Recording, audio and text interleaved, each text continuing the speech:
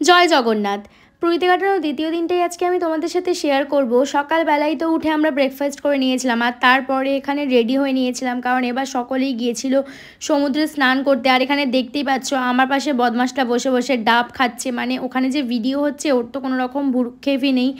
যাই হোক, তারপর এখানে আমি সুন্দর করে রেডি হয়ে বসে পড়েছিলাম, কারণ আমি তো স্নান করব না। আর তারপর এখানে এই কাকুটা দোকান থেকে নিয়ে নিয়েছিলাম আমরা ডাব। আর দেখছো ডাবটা তো আমার থেকে বেশি নন্টু বাবা খাবে বলে টানাটানি শুরু করে দিয়েছে।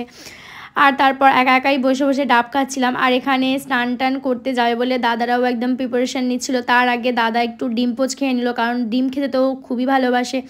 আর ওরা চলে গেল স্নান করতে। আর আমার ফেভারিট ছানা পোড়া, যেটা তো আমাকে খেতেই হবে পুরীতে গেলে, তাই আমি প্রথমেই নিয়ে নিয়েছিলাম একটা ছানা পোড়া।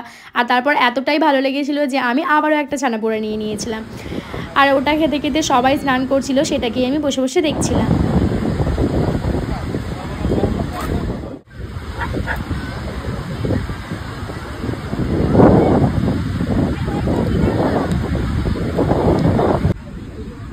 ওই কেমন চান করলি এদিকে দেখ, ওই ওই ওই এই বাবাই, ওই কেমন চান করলি, হেভি বেবি বেবি কি ও ওটা মা ওটা ছোট বাবা মা ছোট এদিকে দেখা। স্নান টান করে আসার পরে আমরা চলে এসেছিলাম হোটেলে। আর তারপর এখানে বৌদি জামা কাপড় শুকাতে দিতে যাচ্ছিলো, আর তখনই আমি বৌদির সাথে গিয়েছিলাম হোটেলের ছাদে। আর হোটেলের ছাদে উঠে দেখি যে হোটেলের ছাদ থেকে একদম সমুদ্রটা সুন্দরভাবে দেখা যাচ্ছে। আর এই রোদ্দুরের মধ্যে পাগলের মধ্যে আমি ওই ছাদের মধ্যে ঘোরাফেরা করছিলাম, কি আর বলবো তোমাদের। তারপরেই নিচে গিয়ে দেখি ব্যাগে করে আমার বানানো আম পান্নার শরবত চলে এসছে, অবশ্যই এটা মাই এনেছে। আর তারপর ওটা খেয়ে সবাই মিলে হচ্ছিলাম রেডি, কারণ এবার সবাই মিলে আমরা যাব পুরীর মন্দিরে জগন্নাথ দেবের দর্শন করতে। হোটেল থেকে বেরিয়েই আমার মায়ের হাত ধরে আমি চলে গিয়েছিলাম একটা গাড়ির কাছে, কারণ ওখান থেকে গাড়ি ধরেই আমরা যাব মন্দিরে। আর এখানে দেখতে পাচ্ছ ওই সামনের অটোটা করেই আমরা সেদিন গিয়েছিলাম মন্দিরে।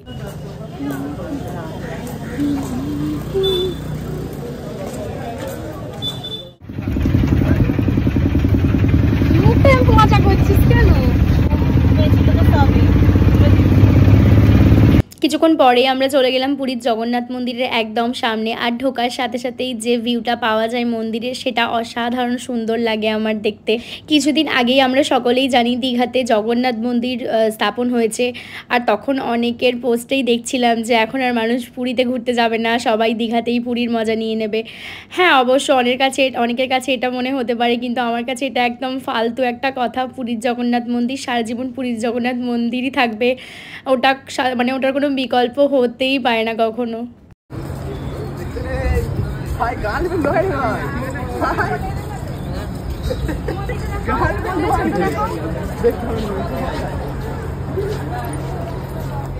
আমি দেখতে পাবো,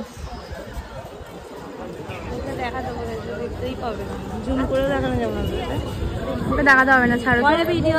আমরা মন্দিরে গিয়েছিলাম বিকাল টাইমটা। আর তোমরা সকলেই জানো যে বিকালের সময়টাই ওখানে ধ্বজা পাল্টানো হয়। আর এখানে দেখতেই পাচ্ছ, মানে আমি তো এই প্রথমবারই দেখলাম ধ্বজা পাল্টানো। এর আগের বারে যখন গেছিলাম তখন এত সুন্দরভাবে দেখতে পাইনি, একটুখানি দেখতে পেয়েছিলাম।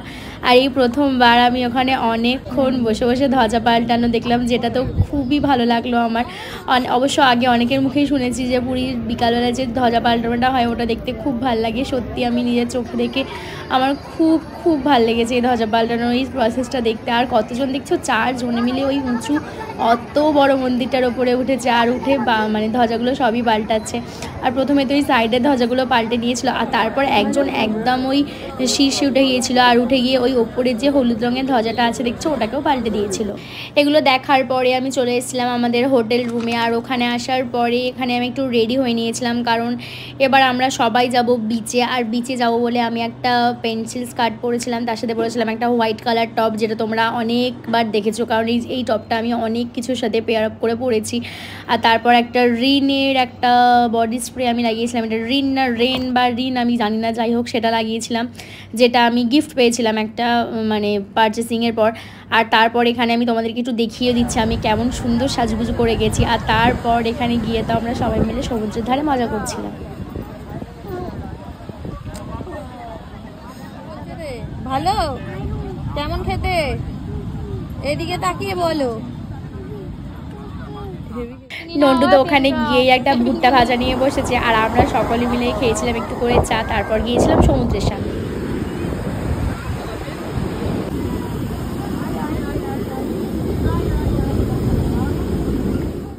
তারপরে সমুদ্রের ধারে অনেক লোকাল মার্কেট আছে, সেখান থেকে আমি একটা ড্রেস কিনেছিলাম। তারপর আমরা এখান থেকে কিনেছিলাম একটা শঙ্খ।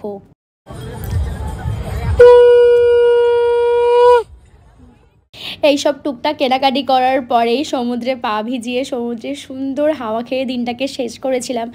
আজকের ভিডিওটা তো তোমাদের জন্য এতটুকুই। এই ভিডিওটা তোমাদের কেমন লেগেছে অবশ্যই জানিও, আর যদি ভিডিওটা ভালো লাগে লাইক করতে একদম ভুলো না। তোমাদের সাথে দেখা হবে পরের লাস্ট একটা ব্লগে, কারণ পুরীতে আমরা মাত্র 3 দিনই ছিলাম, আর 3 দিনে কী করেছি সবটাই আমি তোমাদের সাথে আস্তে আস্তে শেয়ার করছি। জানি ভিডিওগুলো দিতে একটু লেট হয়ে যাচ্ছে, কিন্তু জানি তোমরা সবটা ম্যানেজ করে নেবে। দেখা হবে তোমার সাথে পরের ভিডিওতে। খুব ভালো থেকো, বাই।